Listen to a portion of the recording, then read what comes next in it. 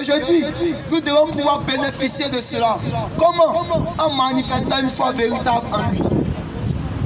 Il pouvait dire, l'heure vient, elle est déjà venue, où les vrais adorateurs adoreront le Père en esprit et en vérité. Ce n'est pas en se cognant le front chaque matin que nous sommes de véritables adorateurs.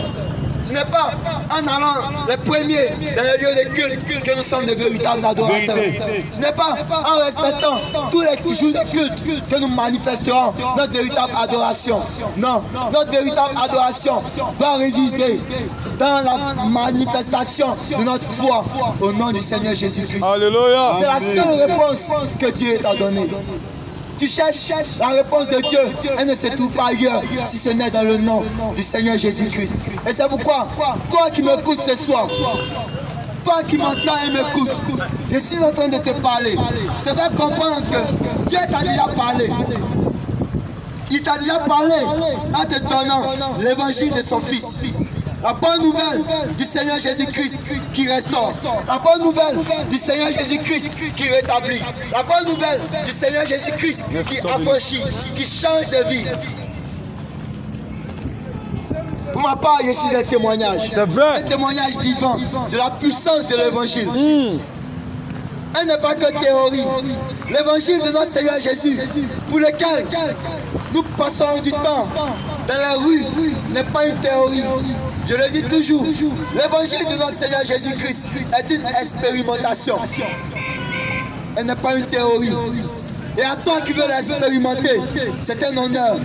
Un honneur de la mesure où tu feras véritablement la puissance de l'évangile agir dans ta vie.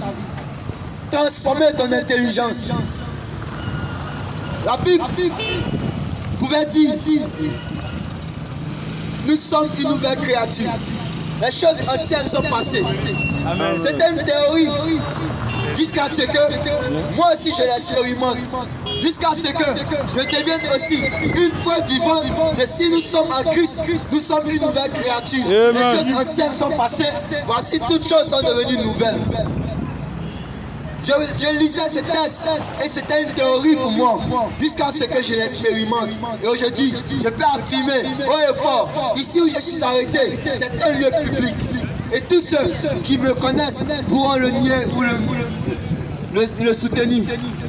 Mais je suis devenu une nouvelle créature. Alléluia. Pas par le nom d'une quelconque autorité, pas par le nom d'une quelconque dénomination, pas par le nom d'une église, d'une mosquée, mais par le nom du véritable Seigneur, du Seigneur Jésus-Christ, qui lorsqu'il rentre dans ta vie, il ne ressort pas sans avoir transformé jusqu'à la source, jusqu'au fondement. Ton fondement est-il en Christ? Christ est-il véritablement passé dans ta vie? S'il ne l'est pas, il est temps pour toi de lui laisser la place. Alléluia. La place pour qu'il fasse le travail du changement. La place pour qu'il fasse le travail de la transformation. Ce soir, Christ te demande, que veux-tu que je fasse pour toi? Je vais répondre à ta place. Qui te donne de le rencontrer véritablement. Amen. Qui te donne de faire une véritable expérience avec lui. Qui te donne de marcher véritablement avec lui.